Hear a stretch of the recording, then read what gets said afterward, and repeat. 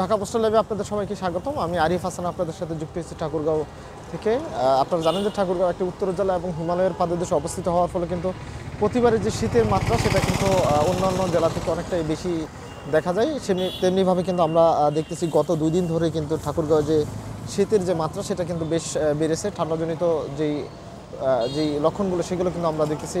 যদি প্রথমেই তাপমাত্রার কথা উল্লেখ করি ঠাকুরগাঁওয়ের গতকালকে যে তাপমাত্রা ছিল 13 ডিগ্রি সেলসিয়াস, কিন্তু আজকে সেই তাপমাত্রা 1 ডিগ্রি সেলসিয়াস কমে আজকে তাপমাত্রা 12.6-8 ডিগ্রি সেলসিয়াস তাপমাত্রা কিন্তু নেমেছে। এবং গতকাল থেকেই কিন্তু আমরা দেখতেছি ঠাকুরগাঁওয়ে যে সূর্যের দেখা সেটা কিন্তু সূর্যের দেখা মিলতেছে না। এবং এখন পর্যন্ত দুপুর নাগাদ পর্যন্ত আমরা দেখতেছি যে এখন পর্যন্ত কিন্তু ঠাকুরগাঁও জেলাতে তেমন সূর্যের যে দেখা সেটা কিন্তু দেখা মিলতেছে না। এবং ঘন কুয়াশা কিন্তু ঢাকা রয়েছে।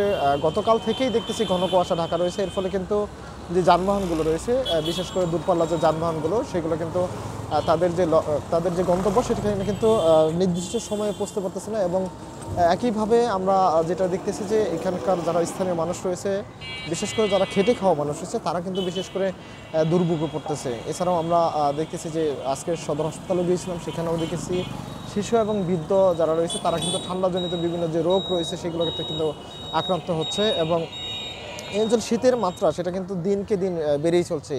অর্থাৎ অক্টোবর থেকে শুরু করে এখন পর্যন্ত যে অবস্থা, একেবারেই ঠান্ডার যে অবস্থা একেবারে বাড়তি আছে। এবং এর ফলে যে দুর্ভোগ সেটাও কিন্তু বৃদ্ধি পাচ্ছে। এবং আমরা দেখেছি যে ঠাকুরগাঁও শহরে যে ফুটপাতগুলো রয়েছে, অর্থাৎ বিভিন্ন মোড়ে মোড়ে কিন্তু শীতের যে পোশাক সেটা কিন্তু বিক্রি বেড়েছে। এবং বিভিন্ন অস্থায়ী যে দোকানগুলো রয়েছে সেগুলোতেও কিন্তু আমরা দেখতেছি যে দোকানের যে উপস্থিতি এবং গরমের কাপড় কেনার জন্য কিন্তু মানুষের যে ভিড় সেটাও কিন্তু আমরা দেখতেছি।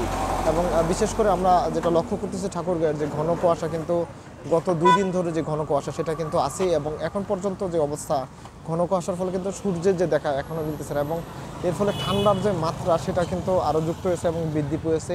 তার পাশাপাশি উত্তরের যে হিমেল বাতাস, অর্থাৎ হিমালয় থেকে উত্তর পশ্চিম কোণ থেকে হিমালয়ের কোণ থেকে যে বাতাস সেটাও কিন্তু অনেকটা বৃদ্ধি পেয়েছে। এবং এর ফলে ঠান্ডার যে মাত্রা সেটা কিন্তু যুক্ত হয়েছে। আমরা বেশ কয়েকজন ড্রাইভারের সাথেও কথা বলেছিলাম, তারা যেমনটা জানিয়েছে যে হেডলাইট জ্বালিয়ে গাড়ি চালানোর পরেও কিন্তু তারা যেরকম নির্দিষ্ট সময়ে গন্তব্যস্থানে পৌঁছতে পারতেছে না, একইভাবে ঝুঁকি নিয়ে কিন্তু যানবাহন চলাচল করতে হচ্ছে। অর্থাৎ এই ঠান্ডা যেরকম বেড়েছে, একই পাশে ঘন কুয়াশা থাকার ফলে কিন্তু দূরের যে বস্তু সেটাও কিন্তু দেখা যাচ্ছে না। এর ফলে যে সড়ক দুর্ঘটনা সেটা কিন্তু বাড়ার যে আশঙ্কা সেটাও কিন্তু তারা করতেছে। এছাড়াও আমরা ঠাকুরগাঁওয়ের যে সার্বিক পরিস্থিতির কথাই যদি তুলে ধরি, যে সরকারের পক্ষ থেকে যে শীতকালীন যে বিভিন্ন ধরনের যে উপকরণ দেওয়া হয় দুর্যোগকালীন, সেটা যদি প্রথম থেকে দেওয়া হয়, অর্থাৎ ডিসেম্বরের শুরু থেকে যদি দেওয়া হয়, তাহলে হয়তোবা শীতের যে প্রকোপ সেটা হয়তোবা তারা কিছুটা লাঘব করতে পারবে। এবং বিভিন্ন ধরনের যে স্বেচ্ছাসেবী সংগঠন রয়েছে তারাও যদি প্রথমেই শীতের যে উপকরণগুলো রয়েছে সেগুলো যদি প্রথম দিকে দেওয়া হয়, তাহলেই কিন্তু এখানকার যারা দরিদ্র যারা রয়েছে, খেটে খাওয়া মানুষ, তারা কিন্তু অনেকটা সুবিধা পাবে এমনটাই প্রত্যাশা করতেছে। এছাড়াও এই দুর্যোগকে মোকাবেলা করার জন্য সরকারের পক্ষ থেকে যদি বিশেষ কোনো সুবিধা দেওয়া হয় এই অঞ্চলে, অর্থাৎ শীতকালীন উপকরণ যদি বেশি অনেক তুলনায় অনেক বেশি দেওয়া হয়, তাহলে হয়তোবা কিছুটা যারা এই অঞ্চলের যারা একদম নিম্নআয় এবং ছিন্নমূল মানুষ রয়েছে তারা হয়তোবা কিছুটা এই ঠান্ডা থেকে রক্ষা পাবে, এমনটাই আশা করতেছে।